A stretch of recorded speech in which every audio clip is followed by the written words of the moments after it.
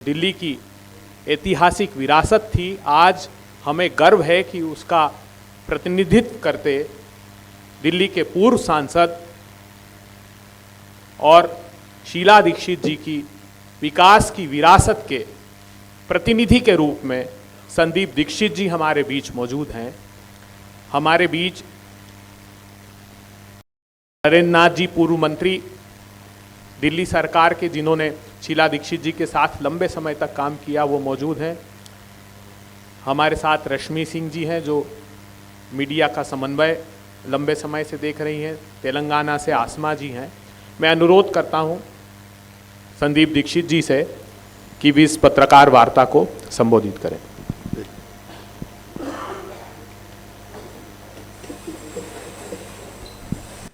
धन्यवाद अभय जी।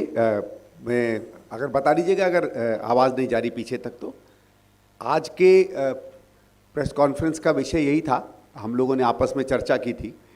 पिछले कुछ दिनों से कई बार हम लोग वर्तमान जो सरकार है दिल्ली की, आम आदमी पार्टी की, केजरीवाल जी की, उनके कई बयान बार बार आ रहे हैं। कुछ बयान हैं जिनसे वो खुद ही पलटते रहते हैं, कहते रहते हैं कि अगर मैंने जमुना जी को साफ़ नहीं किया होता 2025 तक तो मुझे वोट मत दीजिएगा। फिर कुछ पिछले 2-3 साल से कह रहे हैं कि कोई मुझे साफ़ नहीं करने देता है, इसलिए शायद 10-1 साल और मांग रहे हों आपसे। वो तो वो जाने क्या मांगते हैं क्या नहीं मांगते हैं। दिल्ली में जो हवा की प्रदूषण की बात है, उसमें वो बार बार दुनिया भर के ऊपर सवाल खड़े करते हैं। तो मैं 2-4 कुछ ऐसी चीज़ें आपके सामने सम्मुख रखना चाहता था। और क्योंकि मेरा ये समझ है, जितना मैं दिल्ली को, दिल्ली के आंकड़ों को, दिल्ली के विकास को जानता हूँ, कि दोनों में सीधे सीधे भागीदारी हुई है तो दिल्ली सरकार के निकम्मेपन की हुई है। ये कुछ ऐसी चीज़ें हैं जो बहुत बेहतर तरीके से जिसमें दिल्ली सरकार काम कर सकती थी। और हवा का प्रदूषण और पानी का जो प्रदूषण जो है, उसमें देखा जाए तो क्योंकि कुछ काम इन्होंने 10 साल में नहीं किया, इसलिए मैं तो सीधे सीधे इनको दोषी मानूंगा इन दोनों चीज़ों के लिए। और ये बात इसलिए भी निकल कर आई कि 15-20 दिन से हम लोग ज़मीन पर कैंपेन भी कर रहे हैं और बहुत जगहों पे मुझे नागरिकों ने, वोटरों ने, और ये मत समझिएगा कि केवल कोई कोठी के या फ्लैट के रहने वाले थे, सामान्य जन ने बार बार मुझसे पूछा कि आप ये सब तो मुद्दे बात करते रहते हैं, जो हवा की खराबी है, जो पानी में खराबी है, उसकी बात कब हमारी राजनीतिक दल हमसे करेंगे। एक तरीके से मुझ पर उंगली उठाकर इल्ज़ाम की तरह मुझसे पूछा कि आप तमाम चीज़ें कहते हैं, इन 2 मुद्दों पर क्यों नहीं बात करेंगे। और एक दिन मेरा दिल हिल गया। मैंने उस वीडियो को भी एक बार ट्वीट किया था, पता नहीं आप लोगों ने देखा हो या ना देखा हो। एक बस्ती में मैं गया, टाइप 2 या टाइप 3 के अधिकारी थे। जब मैं ऊपर गया तो एक व्यक्ति मुझे मिला, तो उसको सांस की दिक्कत थी, उसके बेड पर एक सिलेंडर गैस का लगा हुआ था। तो मुझे लगा कि बीमार व्यक्ति है। मैंने उससे कहा कि भाई साहब आप उठिए मत, बैठिए। मैं डोर टू डोर कर रहा था, तो उसके एकदम आंसू छलक है और सिलेंडर की तरफ पॉइंट करते हुए उसने कहा कि ये मेरे को कोई बीमारी नहीं है, ये इस प्रदूषण के कारण है कि मैं ज़िंदगी मेरी तबाह हो गई है। और वो आम आदमी पर उस पर नाराज़गी अपनी जताने लगा। मैं उसकी राजनीति में नहीं जाता हूँ जो क्या वो टिप्पणी कर रहे थे। सीधे सीधे उस आदमी ने कहा कि मेरी ज़िंदगी ख़त्म कर दी है इस जहरीली हवा ने। और मुझे उस दिन लगा कि इन विषयों को हम लोगों को ज़रूर इस चुनाव में उठाना चाहिए। पहले हम हवा की बात करते हैं। दिल्ली में ऐसा नहीं है कि कोई ये पराली आज से जल रही है। जब से धान आया है, जब से धान की खेती पंजाब में, पश्चिम उत्तर प्रदेश में, हरियाणा में होती है, पराली तब से जलती आ रही है। पराली कैसे पिछले 4-5 साल, 6 साल, 8 साल में दिल्ली में प्रदूषण का सबसे बड़ा कारण बन गई। और दुर्भाग्य की बात यह है कि जो लोग सूचनाओं और लोगों के बीच में माध्यम बनते हैं, उन्होंने भी इस बात को खरीद लिया कि अगर कोई कारण है तो पराली का है। आज तो कोई पराली नहीं जल रही, कल तो कोई पराली नहीं जल रही थी। 300, 350, 400 की SPM हमारी क्यों होते हैं, ये बहुत बड़ा सवाल उठता है। और मैं इसके लिए कुछ चीज़ें आपके सामने मैं प्रस्तुत भी करना चाहूँगा। प्रेजेंटेशन है, इसमें माफ़ करिएगा, वो कहाँ गया बटन। कुछ ऐसी बातें थी जो पहली सरकार ने की और ये सरकार नहीं कर पाई। ये मैं इसलिए कहना चाहता हूँ कि पहले भी एक लड़ाई लड़ी गई थी। 1998-99 में भी दिल्ली में प्रदूषण का बहुत बुरा हाल था। अलग चीज़ें थी उस समय के प्रदूषण की, क्योंकि समय में स्थिति बदलती है, तकनीकी रूप से नई नई चुनौतियाँ आती हैं। लेकिन सरकार वो होती है जो काम करती है, जो किसानों पर या पराली पर या किसी और चीज़ पर इस चीज़ को नहीं निर्भर करती है कि क्यों हम अपना काम नहीं कर पाते हैं। और मैं कुछ आंकड़ों के साथ इस बात को सीधे सीधे आपके सामने स्थापित करना चाहता हूँ। ये कहाँ से होगा, पढ़ रहा है?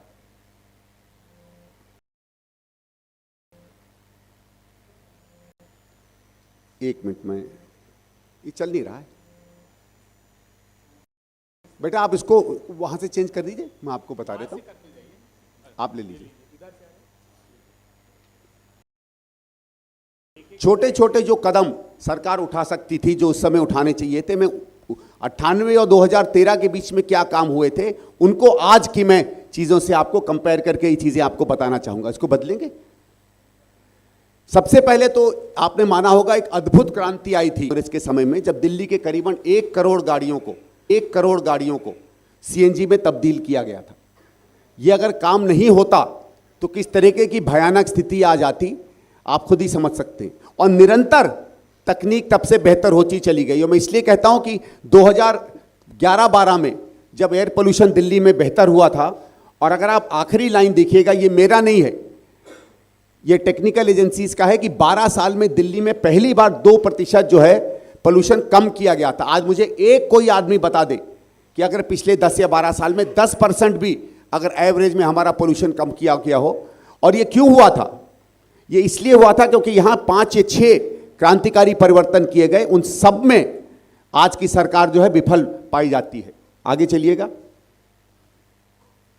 और ये वो अवार्ड थे उस समय दिए गए, मैं इसमें नहीं जाना चाहूंगा, आगे जाइएगा। ये 3 मैं आपसे खासकर विशेष लोगों से कहूंगा, इसको स्वयं पढ़ें। ये 3 सबसे बड़े परिवर्तन हुए थे। ये कार्बन डाइऑक्साइड, सल्फर डाइऑक्साइड और नाइट्रोजन ऑक्साइड 3 ऐसी गैसें हैं जो जहरीली मानी जाती हैं, और इन तीनों में आप देखिएगा किस तरीके की कमी उन 10 से 12 साल के वर्षों में आई थी। सबसे प्रथम काम जो इसमें होता है वो होता है पब्लिक ट्रांसपोर्ट को बढ़ाना।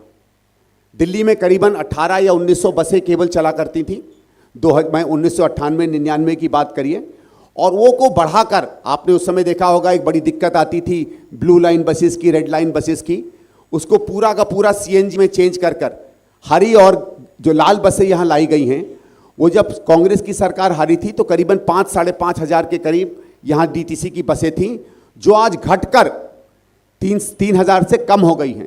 और मैं 2 आंकड़े बताता हूँ जो बताते कि क्यों हम लोगों ने अपना पब्लिक ट्रांसपोर्ट हम नहीं बढ़ा पाए। 2013 में जो आखिरी आंकड़ा है, और ये कोई भी आंकड़ा मैं नहीं कोट कर रहा हूँ, ये सब अरविंद केजरीवाल जी के ही दिए हुए दस्तावेजों से है। मनीष सिसोदिया जी ने जो पिछली बार जेल होने के पहले और पिछली बार जो वित्त मंत्री आतिशी जी थी, उन्होंने जो आवेदन प्रस्तुत किया था उनकी विधानसभा में, उससे ये लिए हुए आंकड़े हैं। किसी को भी चाहिए होगा बता दीजिएगा, मैं आपको दिखा दूंगा। 2013 में 43 लाख व्यक्ति डीटीसी की बसों में चला करते थे। आज आप मानेंगे कि 60 से 70% आबादी बढ़ गई है, लोगों को बढ़ना चाहिए, तो आप आश्चर्यचकित हो जाएंगे कि आज केवल 26 लाख लोग डीटीसी की बसों में चढ़ते हैं। फिर इन्होंने एक नया आंकड़ा लेकर आया कि साहब क्लस्टर की बसेस में भी लोग चढ़ते हैं, तो हमने क्लस्टर बसेस भी ऐड कर दिए, तो मिलाकर 41 लाख आए टोटल। जहां आपको कम से कम 40-43 लाख से 60 या 65 लाख लोगों को आज बसों में चलना चाहिए था, वो गिरकर हम आज 41 लाख पर आए हैं। और अब आप बताइए, अगर ये 20-25 लाख लोग आज अगर प्राइवेट ट्रांसपोर्ट में जा रहे हैं तो वो सीधे सीधे पोल्यूशन को ऐड करता है। ये ऐसे मैं आपको बात बताना चाहता हूं कि ये सरकार का निकम्मापन है कि आप पब्लिक ट्रांसपोर्ट को इंक्रीज नहीं कर पाए हैं। दिल्ली में डीटीसी बसेस का मैं आपको ब्रेकडाउन का एक आंकड़ा देता हूं। पहले डीटीसी की बसेस की अच्छी तरीके से मेंटेनेंस हुआ करती थी, काम हुआ करता था, और ये भी मैं आपको बताऊं कि सीएनजी बसेस का मेंटेनेंस डीजल की बसेस से बहुत बेहतर होता है। डीटीसी एक आंकड़ा छापती है ब्रेकडाउन का, अमूमन साल में एवरेज में 66 ब्रेकडाउन होते थे प्रति 1000 बसों के। 66 ब्रेकडाउन होते थे प्रति 1000 बसों के शीला जी के आखिरी वर्ष में। आप आश्चर्यचकित रह जाएंगे कि आज इनका आंकड़े का एवरेज है 1026 प्रति 1000 बस, मतलब साल में एक बार एक डीटीसी बस कम से कम ब्रेकडाउन करती है। ये इनकी मेंटेनेंस का हाल है, और मेंटेनेंस का हाल तभी खराब होता है जब महाभ्रष्टाचार उसके अंदर हो। जो आप भी कहता है कि मैं सुशासन लाया हूं, अपनी डीटीसी बसेस का ये हाल कर दिया कि आज ना लोग उस पर चढ़ पाते हैं, ना डीटीसी की बसेस चलती हैं। मेट्रो पे एक बहुत बड़ा सवाल आता है। अभी हमारे मुख्यमंत्री जी ने कहा कि पहले केवल 193 किलोमीटर मेट्रो बनाई थी, मैंने 400 किलोमीटर बना दी। 400 किलोमीटर तो कोई मेट्रो है ही नहीं, 400 कहां से बना दी यही जाने। इन्हीं की कौन सी दुनिया है जहां 400 किलोमीटर चलती होगी ये जाने, लेकिन उसके मैं आंकड़े आपके सामने रखना चाहता हूं। 2002 में पहला फेज चालू होता है मेट्रो 1 का, 2006 में दूसरा फेज चालू होता है मेट्रो 1 का, जिसको मिला के 193 किलोमीटर का काम उसमें कंप्लीट होता है। 2011 में तीसरा फेज चालू होता है, और 2011 में तो आम आदमी पार्टी थी भी नहीं, धरने पे भी नहीं बैठी थी। 164 किलोमीटर की कंस्ट्रक्शन का काम 2011 में थर्ड फेज में चालू हो जाता है, और वो कंप्लीट होना था 2015-16 में, माफ करिएगा वो 2023 तक भी हमारा तीसरे फेज का मेट्रो कंप्लीट नहीं हो पाया है। और फेज 4 जिसको प्लानिंग होनी चाहिए थी 2017 में, जो इनकी सरकार के अंदर प्लान होना था, उसमें केवल 64 किलोमीटर, केवल 64 किलोमीटर सैंक्शन हुए हैं। कोई 300 किलोमीटर नहीं, कोई 200 किलोमीटर नहीं, कोई 250 किलोमीटर नहीं। आप डीटीसी की बस देते नहीं हैं, आप मेट्रो का नेटवर्क चढ़ाते नहीं हैं, आपसे सड़कें फ्लाईओवर बनते नहीं हैं। तो दिल्ली में जो माना जाता था कि पहले 3 किलोमीटर तीसरे गियर यहाँ का एवरेज गियर था, आज 1 से सेकंड गियर के बीच का एवरेज गियर आ गया, जिससे मैसिव डीजल और पेट्रोल रिलेटेड यहाँ पोल्यूशन हो रहा है। और इंफ्रास्ट्रक्चर का एडवांटेज होता, मैं 2 आंकड़े देख के अपनी बात ट्रांसपोर्ट पे खत्म करके आगे चलूंगा, कि एक सिंपल कैलकुलेशन है दिल्ली पीडब्ल्यूडी का, कि जो 67, 68 नए फ्लाईओवर बनाए गए थे 15 साल में, उसमें अगर केवल डीजल की आप सेविंग देख लें, और ये 2013 के रेट हैं, आज के नहीं हैं, केवल 2013 में सालाना 8,400 करोड़ की डीजल की सेविंग हुई है केवल इंफ्रास्ट्रक्चर में। और 8,400 करोड़ की सेविंग का आप मतलब समझ लीजिए कितने लीटरों, हजारों लाखों लीटर डीजल जो है कम जला करता था एक साल में। और अगर आप टाइम सेविंग सुन लीजिए तो आप लोग आश्चर्यचकित रह जाएंगे। दिल्ली वालों की टाइम सेविंग, जीवन में जो समय बचता था ट्रांसपोर्ट में, वो 56,000 साल, 56,000 ईयर्स की एवरेज सेविंग थी एक साल में, बिकॉज ऑफ दिल्लीज इंफ्रास्ट्रक्चर। ये छोटे आंकड़े नहीं हैं, इनमें से किसी में भी आंकड़े में अगर मैसिव इंक्रीज हुआ हो तो आज हमारे मित्र सामने बैठे हैं, आपने सारा प्रोपेगेंडा इस सरकार का सुन रखा है। आप अगर आंकड़े देंगे तो मैं आपको बताऊंगा उन आंकड़ों की हकीकत क्या होती है। फिर हम आगे चलते हैं। एक और बहुत बड़ा स्रोत है हमारे दिल्ली के ग्रीन कवर का, माफ करिए ये पुराने समय में बना था, इसलिए इसकी नेक्स्ट स्लाइड में चलो। ग्रीन कवर 1998-99 में सिर्फ 26 स्क्वायर किलोमीटर ग्रीन कवर था। ये मेरी आंकड़ा नहीं है, ये दिल्ली इकोनॉमिक सर्वे 12-13 और उसके बाद इकोनॉमिक सर्वे लेटर, और जो सबसे ऑथेंटिक रिपोर्ट मानी जाती है स्टेट ऑफ फॉरेस्ट्री रिपोर्ट जो भारत सरकार निकालती है, उसके आंकड़े हैं कि 26 किलोमीटर से बढ़ के 310 नहीं है, वो आंकड़ा गलत था, 300 किलोमीटर 299.7 स्क्वायर किलोमीटर का ग्रीन कवर आता है 2013 में। और आपको मैं बता दूं, आप स्टेट ऑफ फॉरेस्ट रिपोर्ट 2023 निकाल लीजिएगा, आज भी उतना ही ग्रीन कवर है 299.7 किलोमीटर। कौन सी इन्होंने ट्री प्लांटेशन कर दी मुझे नहीं मालूम है। ये बार बार कहते हैं कि हमने ऐतिहासिक ट्री प्लांटेशन की है, एक भी रिकॉर्ड उसका दिखता नहीं है। ये प्लांट्स कहाँ गए, ये ग्रीन कवर कहाँ गया, ये क्वेश्चन है। और मैं अपने कांग्रेस के साथियों से भी कहूँगा इस पर हम क्वेश्चन करें, मीडिया के भी साथी से कहूँगा इस चीज़ को पूछे। चौथी जो बहुत बड़ी काम होता है हमारे यहाँ, आपको याद होगा जो यहाँ पुराने जर्नलिस्ट हैं, प्रगति 1, प्रगति 2, प्रगति 3, प्रगति 4 के कोल प्लांट्स चलते थे। एक एक करके कांग्रेस सरकार के समय सारे कोल प्लांट्स बनना शुरू हुए, बंद करना शुरू हुए।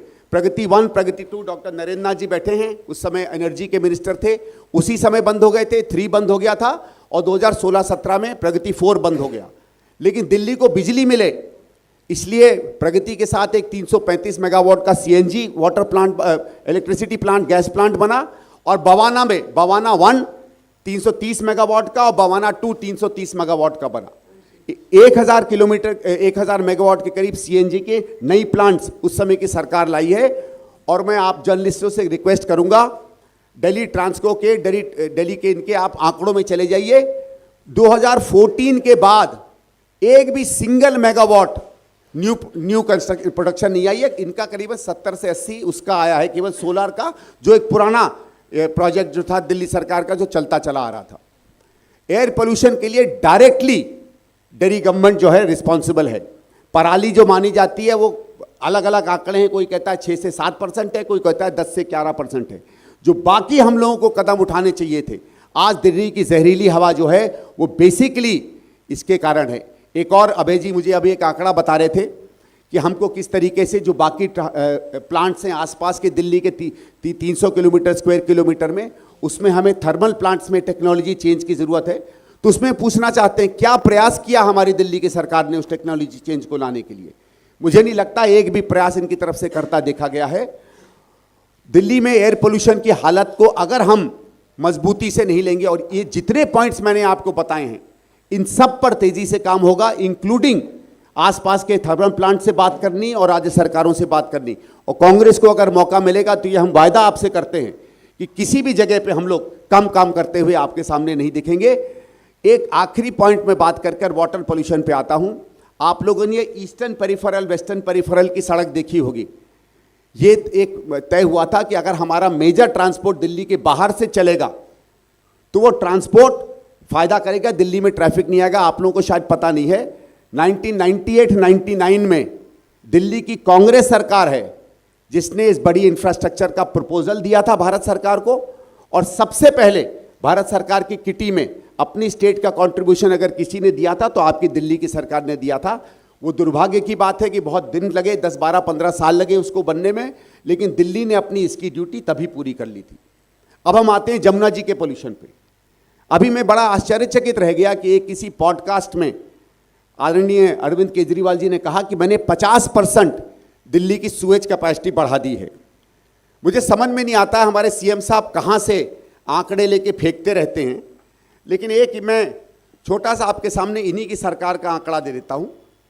जब डॉक्टर नरेंद्र नाथ जी की सरकार आई थी तो 1998 में टोटल सूएज ट्रीटमेंट प्लांट की जो कैपेसिटी थी दिल्ली में वो करीबन 360 MGD थी।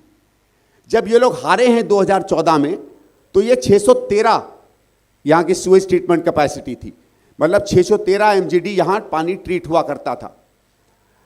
613 याद कर लीजिए। आज जो है 2023 का पिछले साल का जो आंकड़ा है इन्हीं की सरकार बताती है 632 MGD टोटल, मतलब जहां कम से कम 200 या 300 MGD कैपेसिटी सूएज ट्रीटमेंट की बढ़नी चाहिए थी, हम केवल 9 MGD बढ़ा पाए हैं। मैं यहां से आपके माध्यम से सरकार से पूछना चाहता हूं, 7 इंटरसेप्टर सूएज ट्रीटमेंट प्लांट्स डलने थे नजफगढ़ ड्रेन पर, एक भी कंप्लीट क्यों नहीं हुआ है? एक भी नया सूएज ट्रीटमेंट प्लांट क्यों नहीं दिल्ली में आया है? हमारे पास एक RTI जो दिखाता है, सरकार बताती है कि 15 और 19 के बीच में तो एक भी नया सूएज ट्रीटमेंट प्लांट सैंक्शन नहीं हुआ दिल्ली सरकार में। 21 या 22 के बाद जब सुप्रीम कोर्ट की लठ पड़ी तो एक हाई लेवल मॉनिटरिंग कमेटी बनाई गई LG साहब की अध्यक्षता में। उसके अंदर सुना है कोई 2 या 3 सूएज ट्रीटमेंट प्लांट्स हो रहे हैं। दिल्ली में जो सबसे खतरनाक आंकड़ा माना जाता है वो BOD का माना जाता है। खुद वो रिपोर्ट कह रही है, खुद जो रिपोर्ट दिल्ली जल बोर्ड ने प्रस्तुत की LG साहब की मीटिंग में, जिसमें मैंने सुना है सौरभ भारद्वाज साहब भी प्रेजेंट थे, कि दिल्ली में इट क्लेम्स कि दिल्ली में वाटर पोल्यूशन दुगना हुआ है पिछले 8 साल में, twice the amount of pollutants जो पहले थे। हमारे यहाँ जो BOD लेवल्स हैं जो पहले 32 mg पर लीटर हुआ करते थे, आज 58 से 62 mg पर लीटर चल रहे हैं। तो ना हम एयर पोल्यूशन को क्लीन कर पाए, ना हम सूएज ट्रीटमेंट कैपेसिटी यहाँ की इंक्रीज कर पाए। और अभय जी ने तो मुझे एक डराने वाला आंकड़ा अभी दिया जो मुझे पता नहीं था। अभय जी, जब मैं बात खत्म करूंगा वो आप इकोलाई वाला आंकड़ा जरूर दीजिएगा। मैं आपके माध्यम से इस सरकार पर सीधे सीधे इल्ज़ाम लगाता हूं कि दिल्ली की जहरीली हवा, दिल्ली का जहरीला पानी केवल आपकी मिसमैनेजमेंट और आपकी डिसऑनेस्टी का सवाल है।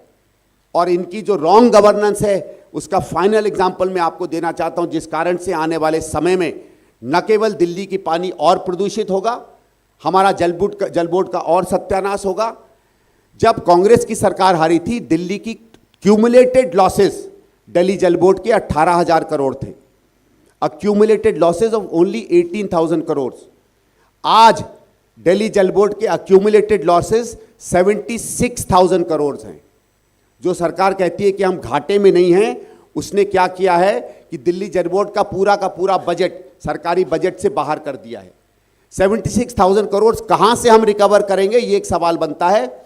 जबकि सालाना हम लोगों की जो टोटल रेवेन्यू है वो कॉस्ट से ऑलमोस्ट 20 से 25% है। उसके ऊपर हर चीज़ फ्री आ रही है, हर नया कनेक्शन फ्री आ रहा है। और यही कारण है कि आप पानी डिस्ट्रीब्यूट तो फ्री कर रहे हो, लेकिन ना आप पानी की कैपेसिटी बढ़ा पाए हो, ना आप सुएज ट्रीटमेंट प्लांट की कैपेसिटी बढ़ा पाए हो। अरविंद केजरीवाल की पॉपुलर स्कीम्स ने वोट तो दिलवाया है, लेकिन दिल्ली की जनता को जहरीला पानी पीने के लिए विवश किया है। पानी का अगर मैं आपको बता दूं, पानी में 2013 में टोटल वाटर ट्रीटमेंट प्लांट्स की कैपेसिटी दिल्ली में 920 एमजीडी थी, 920 एमजीडी। आज 940 एमजीडी है टोटल। पॉपुलेशन बढ़ गई है 50 से 60%। हम आज कैपेसिटी पर हैं जहां हमारे पास पानी नहीं है, और एक सिंगल लीटर नया पानी की कैपेसिटी हमारी सीएम साहब इंक्रीज नहीं कर पाए हैं। तो सुएज आपका खराब होगा, एयर आपको खराब होगी, और मुझे डर ये है कि अगर ये सरकार नहीं बदली तो हम प्यास की तरफ बहुत बुरी तरीके से बढ़ेंगे। दिल्ली आज ऑलरेडी पानी के लिए त्राही त्राही करने लगी है। मैं नई दिल्ली में घूम रहा था तो दिल्ली की समझ लीजिए लुटियन जोन मानी जाती है, सबसे अच्छी जोन मानी जाती है, और सबसे ज़्यादा वहाँ लोगों ने मुझसे कहा कि साहब पानी नहीं मिल रहा है। मुझे आश्चर्य हुआ कि एनडीएमसी में क्यों नहीं पानी मिल रहा। मैंने एनडीएमसी के जो वाटर इंजीनियर हैं उनको फ़ोन करके पूछा, तो उन्होंने कहा कि सर जल बोर्ड से पानी नहीं आ रहा है, जल बोर्ड में प्रेशर ही नहीं बन रहे हैं, इतनी ज़्यादा लैक ऑफ कैपेसिटी है। मैं इसलिए ये बातों को रेखांकित करना चाहता था। अभय जी से बस रिक्वेस्ट करूंगा कि एक जो पॉइंट उन्होंने मुझे बताया था, अभय जी मैं सच्ची में उम्मीद करता हूं कि आपने मुझे जो पॉइंट बताया है वो सही नहीं है, क्योंकि कई जगहों में मैं नल का पानी पी लेता हूं, इसके बाद मेरे हाथ कांपेंगे अगर मैं दिल्ली में नल का पानी पीऊंगा। मैं चाहता हूं वो आंकड़ा आप जरूर लोगों के सामने शेयर करें। धन्यवाद संदीप जी। जो 16 प्लेसेस पर पानी के सैंपल लिए दिल्ली की सरकार ने, और आप चौंक जाएंगे ये जानकर पूरे विश्व में इतना कंटेमिनेशन पूरे विश्व में किसी सैंपल में आज तक नहीं निकला। जब जमुना एंटर करती है दिल्ली में, वहाँ से लेकर तो ख़त्म होती है, तो फीकल कोलीफॉर्म बैक्टीरिया जो मानव और जानवरों के मल में सिर्फ पाया जाता है, वो 97 लाख MPN पर 100 ml है। आप चौंक जाएंगे सुनकर। उसका नॉर्म्स है 230 मतलब शुद्ध मानव मल मूत्र है, जो जिसके लिए ये सरकार रिस्पॉन्सिबल है। और जो संदीप जी ने सबसे पहले बात की थी, वो फ्लू गैस डीसल्फराइजेशन एक प्रोसेस होती है जो 12 पावर प्लांट है। संदीप जी ने भी डिटेल में उसमें ऊपर मुझे बताया था कि हम 67% तक उसमें SO2 को कम कर सकते थे, तो कोई कदम ही नहीं उठाया इन्होंने। और ये तो इतना चौंकाने वाला, और ये हमारा नहीं है, ये सेंट्रल पोल्यूशन कंट्रोल बोर्ड और इन्हीं की सरकार ने अभी पिछले महीने ये डेटा 16 सैंपल के डेटा दिए हैं। आप कहेंगे तो हम आपको उसकी कॉपी भी भेज देंगे। डॉक्टर साहब एक पॉइंट ऐड करना चाह रहे थे, उसके बाद क्वेश्चंस प्लीज। 2023 में केजरीवाल साहब ने कहा था कि तुम्हारा दिल्ली का बेटा मुख्यमंत्री जमुना में डुबकी लगाएगा। मैं पूछना चाहता हूं कि जमुना में डुबकी केजरीवाल साहब कब लगाएंगे इसका नहीं पता। ये भी उन्होंने, मैं समझता हूँ, एक मुहावरा बना के छोड़ दिया, अरे भाई अब लगाओ ना जमुना में डुबकी। अब लगाने का समय पता लगेगा कि जमुना को तुमने एक गंदा नाला बना दिया। आज जमुना में डुबकी नहीं लगाई, जमुना का पानी पी के तो दिखाओ, जो दिल्ली वालों को पिला रहे हो गंदा पानी। तो हमने जमुना के लिए स्कीम बनानी पड़ेगी, और मैं आपसे वायदा करता हूँ कांग्रेस पार्टी सरकार में आएगी। इस बार हमने जमुना के बारे में बहुत कुछ सोचा है, प्लानिंग है उसकी, किस तरीके से हम जमुना को पानी को स्टोर करेंगे और दिल्ली के लोगों को सप्लाई करेंगे। और केजरीवाल साहब जिंदगी में कभी जमुना में डुबकी लगा नहीं पाएंगे, मेरा दावा है इस बात का। Thank you. Any questions please.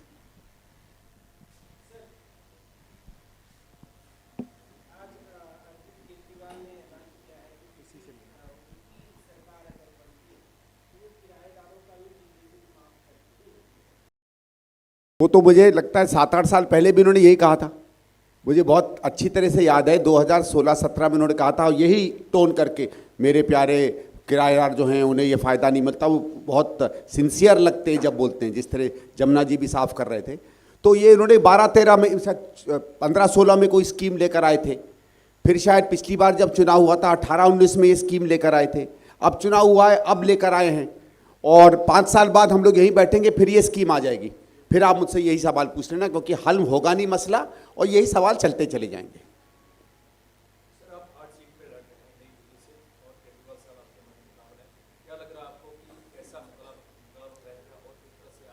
देखिए मैं कोई अब 20-25 दिन हो गए ज़मीन पर लोगों के बीच में जाते हुए, और मैं आपको सच में बताऊं, जब मैं मिली थी मुझे यहाँ सीट तो ये लगता था, क्योंकि हम लोग सब राजनीति में रहे हैं, कि जब आप किसी इनकम्बेंट के खिलाफ लड़ते हैं और अगर इनकम्बेंट ने काम किया हो तो उसके खिलाफ रणनीति ज़मीन पर जाकर हकीकत समझकर ही आप बना सकते हैं, क्योंकि कुछ ना कुछ काम हर व्यक्ति करता है।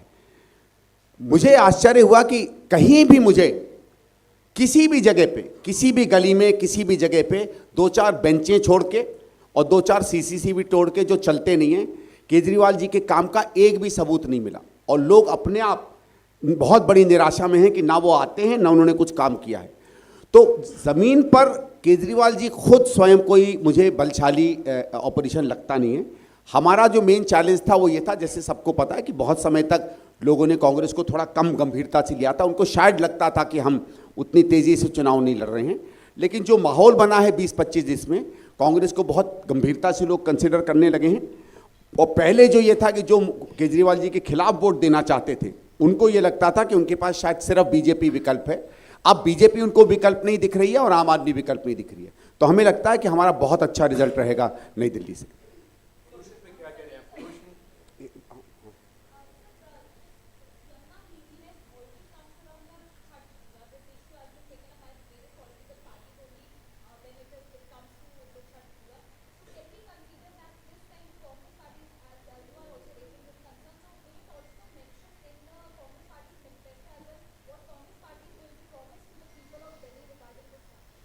Ma'am, with regard to Chhat, I already know what's coming. We'll just wait because there is going to be a pretty decent announcement regard to that. But you know, the whole thing is that आप छठ में water quality जिसमें लोग जा सकते हैं, नहा सकते हैं, वो तभी पॉसिबल है जब कम से कम नजफगढ़ पर हमारे इंटरसेप्टर्स बने, जब सीरियस काम हो, जो पूरी दिल्ली से मलमूत्र जाता है वो स्वीट ट्रीटमेंट हो।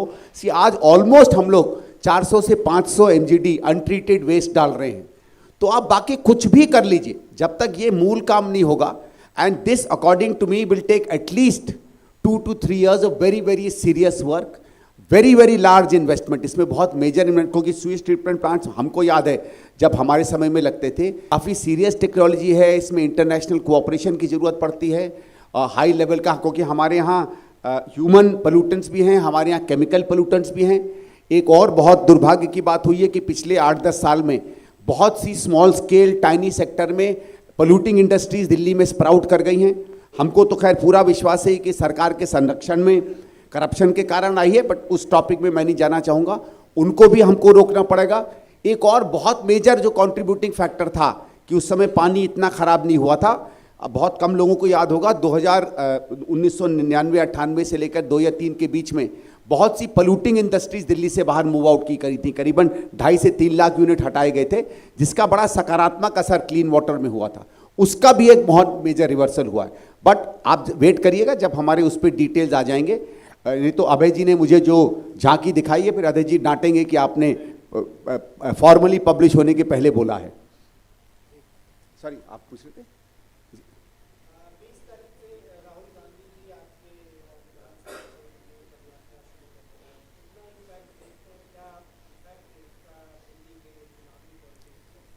देखिए, हमको आई है खबर कि राहुल जी आने वाले हैं और वो पदयात्रा करेंगे।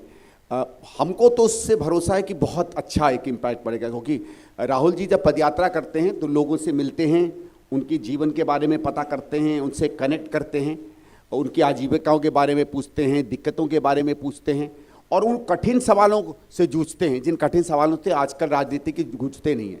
एक बहुत साधारण मैं उदाहरण दूंगा, जो ऑल इंडिया इंस्टीट्यूट में जाकर वो मिलकर आए पेशेंट से, और दिल्ली में कहीं कबाड़ खाने के इलाके में गए, कभी पॉटर से मिले, तो वो जिस तरीके से लोगों से, अलग अलग व्यवसाय के, अलग अलग पहचान के लोगों से जुड़ेंगे और उनकी समस्याओं को एक बिल्कुल मानवीय तरीके से उनसे चर्चा करेंगे, उसका राजनीतिक संदेश बहुत अच्छा जाता है। और मुझे आशा है कि न केवल नई दिल्ली में, पूरे दिल्ली में जहाँ जहाँ वो जब जब जाएंगे बहुत अच्छा संदेश जाएगा।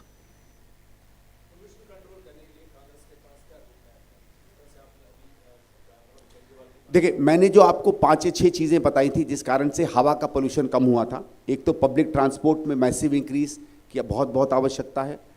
आपको दिल्ली का इंफ्रास्ट्रक्चर वापस से कंस्ट्रक्ट करना पड़ेगा, वापस से आपको जो ट्रैफिक ईज पॉइंट्स हैं उनको लाना पड़ेगा।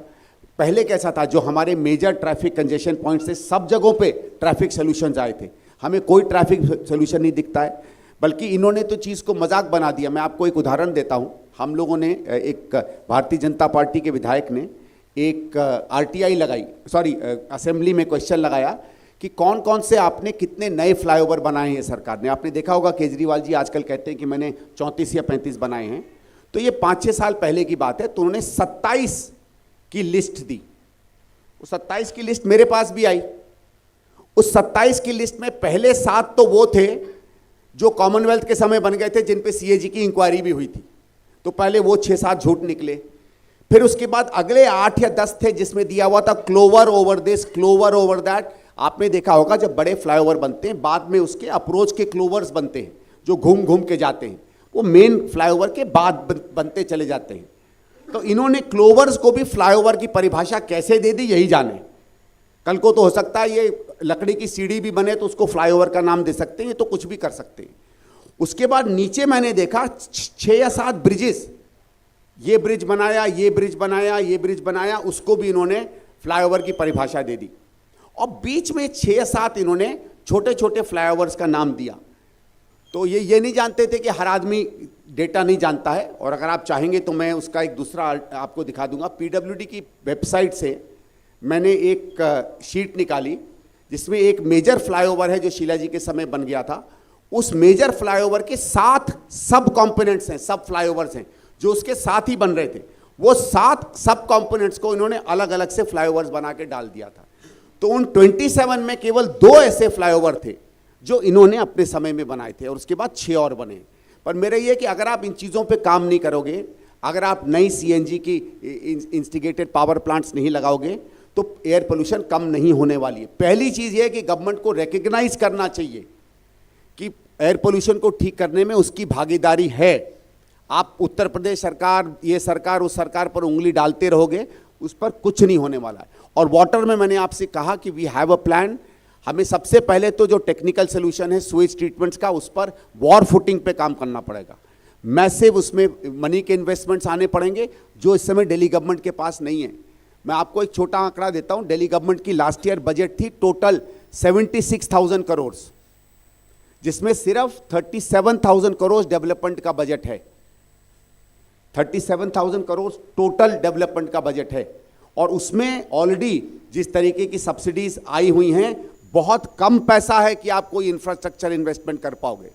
तो अगर कोई सरकार सीरियस गवर्नमेंट की तरफ नहीं जाएगी और केवल वोट के लिए पूरी बजट को लगा देगी, तो वोट के लिए हो सकता है वेलफेयर स्कीम्स आप चला सको, आप कोई भी इंफ्रास्ट्रक्चर इन्वेस्टमेंट नहीं कर पाओगे।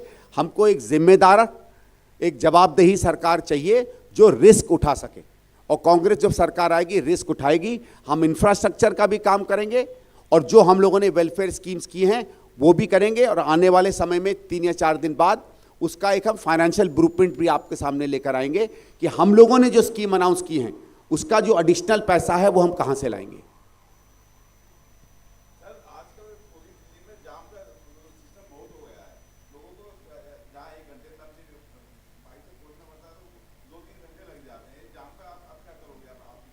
देखिए साहब, जाम पे जैसे पहले काम होता, सबसे पहले है कि आपको मानना है कि जाम लग रहे हैं।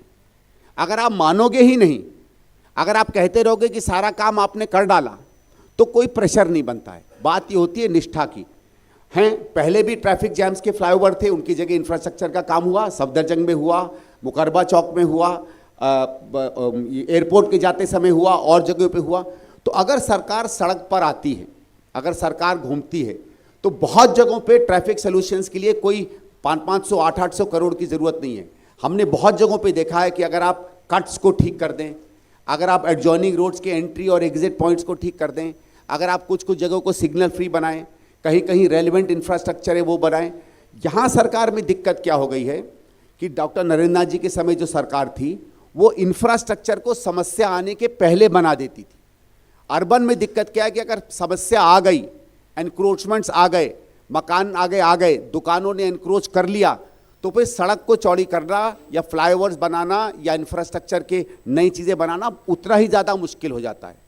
इसलिए इतना हमारा रहेगा। ऑलरेडी हम लोगों ने, नेचुरली हम कोई सरकार है नहीं, उतने हमारे पास रिसोर्सेज नहीं है, लेकिन हमारे मन मस्तिष्क में 25 से 30 मेजर वो पॉइंट्स हैं जो दिल्ली में आज ट्रैफिक क्रिएट कर रहे हैं। क्योंकि ट्रैफिक क्या है, बिल्डअप होता है, एक जगह बिल्डअप होता है तो फिर उसके बैकलॉग्स होते हैं। तो ज़रूरी नहीं है कि जहां आपको ट्रैफिक है बैकलॉग वहीं के कारण है। मेजर जैसे पहले आपने देखा होगा 70 ये कितने फ्लाईओवर बने, उससे ईज ऑफ हुआ, वही ब्लूप्रिंट हम लोग दोबारा अपनाएंगे।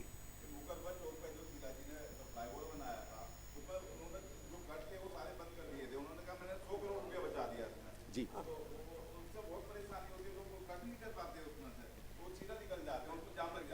सर, वही दिक्कत है। बात यह है कि आप अगर दिखाना चाहोगे कि आपने पैसा बचाया है एक ढकोसला करके, दिक्कत वो है। हर फ्लाईओवर में जब होता है, मैं आपको इतना बता सकता हूं, जैसे आपने देखा होगा आईटीओ पे जो ये अंडरग्राउंड बना है, ये इसमें जब मैं एमपी था तो 3 सॉल्यूशंस एक्चुअली वर्कआउट हुए थे।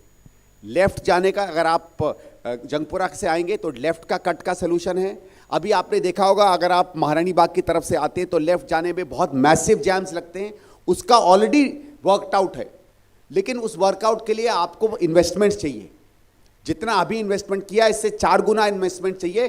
पैसा आपके पास है नहीं ना, मैं आपसे कह रहा हूं 37,000 करोड़ का टोटल आपके पास बजट है, 39,000 करोड़ का कमिटेड सैलरीज और इस्टेब्लिशमेंट का बजट है।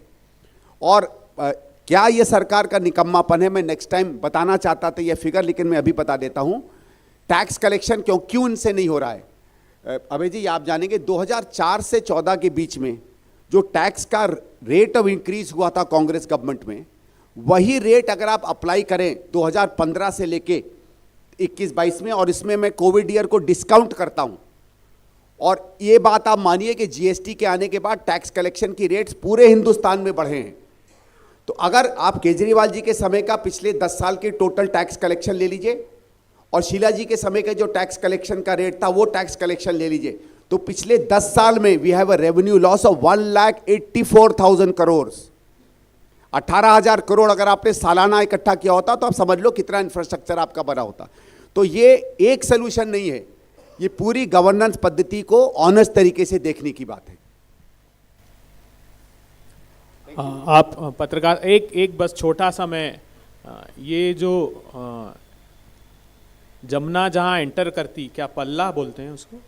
हाँ, इसमें जो अक्टूबर नवंबर में, इस दिसंबर को रिपोर्ट पब्लिश किया जिसका जिक्र संदीप जी कर रहे थे, पल्ला पे बायोकेमिकल ऑक्सीजन डिमांड जो नॉर्म्स हैं 3 वो होनी चाहिए, और जो संदीप जी बता रहे थे 54 से 58 तक जहां यमुना खत्म होती दिल्ली में, मतलब केजरीवाल ने कैसे यमुना एंटर करती है वहां से इसको खराब करना स्टार्ट किया। वैसे ही फीकल कोलिफॉर्म 1100 था, जो मैंने 97 बोला था वो 79 लाख। देखिए आप, वजीराबाद में आया तो वो 2600 हुआ, वो ISBT ब्रिज पर आया तो वो 4,90,000 हुआ, वो ITO ब्रिज पर आया तो 3,30,000 हुआ, वो निजामुद्दीन ब्रिज पर आया तो 5 लाख हुआ, वो ओखला ब्रिज पर आया तो 5 लाख, फिर कैनाल पर, आगरा कैनाल पर आया तो वो 70 लाख, और आखिरी में जब यमुना जा रही है हमारे यहाँ तो वो 79 लाख MPN पर 100 ml हो गया। मतलब 100% यमुना के अंदर घुसने से लेकर बाहर जाने तक केजरीवाल और उसकी सरकार इसमें रिस्पॉन्सिबल है। 39 सीवरेज ट्रीटमेंट प्लांट में से खुद कह रहे हैं इस रिपोर्ट में कि 20 सब स्टैंडर्ड है। जो संदीप जी ने बताया कि आगे काम नहीं हुआ उन पर, लेकिन जो एग्जिस्टिंग है उसकी भी स्थिति दयनीय, खुद उन्होंने अपनी रिपोर्ट में बताया। Thank you.